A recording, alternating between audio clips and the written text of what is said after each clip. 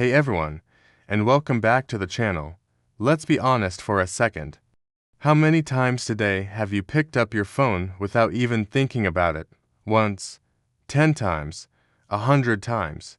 You're in the middle of a task, maybe working on a project, reading a book, or even just trying to have a conversation, and suddenly, your hand just reaches for it. It's almost an unconscious reflex, isn't it? You tell yourself, I'll just check this one notification. But we all know how that story ends. That one notification turns into a quick scroll through Instagram, which leads to a funny video on TikTok. And before you know it, 30 minutes have vanished. The task you were focused on is now a distant memory. Your train of thought has completely derailed, and you're left with that nagging feeling of, wait, what was I even doing? It's a frustrating cycle, and it's one that millions of us are trapped in every single day. This constant digital distraction is costing us our focus, our productivity, and even our peace of mind. But what if I told you there's a simple, almost laughably easy, solution to reclaim your attention? It doesn't involve deleting all your apps or buying a dumb phone. The secret is simply this: put your phone out of reach. I know, it sounds too simple to be true, right? But stick with me. The magic behind this method lies in a concept from behavioral science called friction. Right now, your phone has zero friction. It's right there on your desk, in your pocket, always within arm's length. The effort required to pick it up is practically non-existent. Your brain, which is wired to follow the path of least resistance, sees checking your phone as an easy, instant reward. A tiny hit of dopamine is just a casual grab away. Now, imagine your phone is in another room. Suddenly, there's friction. To check that notification, you have to physically get up, walk out of the room, get your phone, and then walk back. It's not a huge effort, but it's enough. That small amount of physical effort creates a crucial pause. In that pause, your conscious brain has a chance to step in and ask, do I really need to check this right now?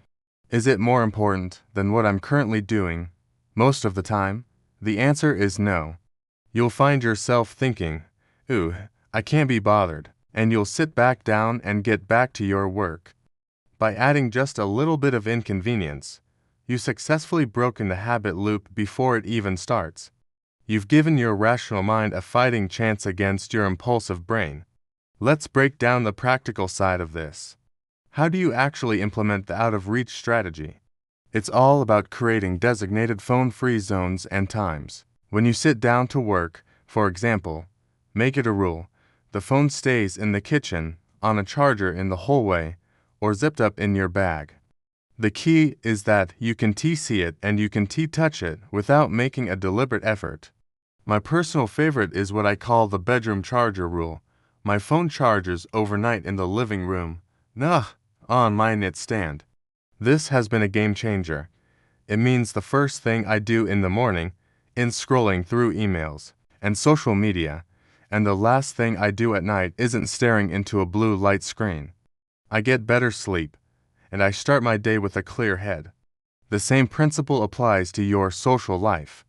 When you're having dinner with family or friends, agree to put all phones in a basket in the middle of the table or just leave them in another room entirely. You'll be amazed at how the quality of conversation improves when no one is being pulled away by a phantom buzz or a glowing screen. You become present. You actually listen, make eye contact, and connect on a deeper level. You're giving the people you care about the most valuable gift you can give them: your undivided attention. Now, you might be thinking, but what about emergencies? What if someone needs to contact me urgently? This is a valid concern, and it's the number one reason people resist this idea. But let's be realistic. How many of the notifications you receive are truly life or death emergencies? Almost none. The vast majority are social media likes, group chat memes, and promotional emails. For true emergencies, people will call. And if you're worried about missing an important call from, say, your child's school or your elderly parents, you can adjust the system. Most smartphones have features that allow you to set specific contacts to emergency bypass, meaning their calls will ring through when your phone is on silent. You get the peace of mind without the constant stream of non-urgent interruptions. You can be reachable without being constantly distracted. Let's talk about the incredible benefits you'll start to see almost immediately. The first and most obvious one is a massive boost in your ability to focus. When you remove the primary source of distraction, you can enter a state of deep work.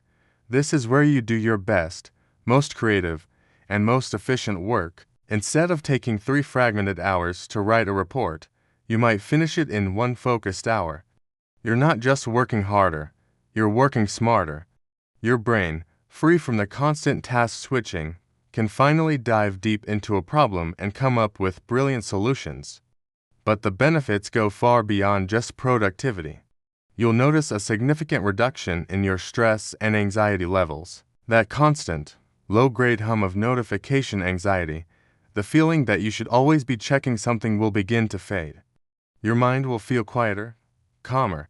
You'll start to find joy in moments of boredom again, which is actually where a lot of creativity and self-reflection happens. Instead of filling every spare second with a scroll, you might find yourself just looking out the window, thinking, or letting your mind wander. It's like giving your brain a much-needed vacation. I want to challenge you to try this for yourself. Don't just take my word for it. Start small. For the next 3 days, pick a 2-hour block each day where you're going to be a phone-free zone. Maybe it's the first 2 hours of your workday or the hour before you go to bed. Choose a spot for your phone that is genuinely out of reach. Another room is best, and then just observe what happens. Notice the initial urge to check it. Notice how your brain fights back, and then notice the feeling of calm and focus that settles in once that initial urge passes. I promise you, it will feel a little weird at first. You might feel a bit of FOMO, fear of missing out, but push through that discomfort. What you'll discover on the other side is JOMO, the joy of missing out. The joy of being present in your own life, the joy of reclaiming your time, your focus, and your mental clarity. This isn't about being anti-technology. It's about using technology on our own terms, not the other way around.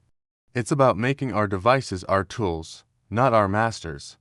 So give it a try, put your phone away, and see what you can accomplish. I'd love to hear how it goes for you. Drop a comment below and let me know about your experience with the Out of Reach challenge. What was the hardest part? What were the biggest benefits you noticed? Let's build a community of people who are taking back control of their attention.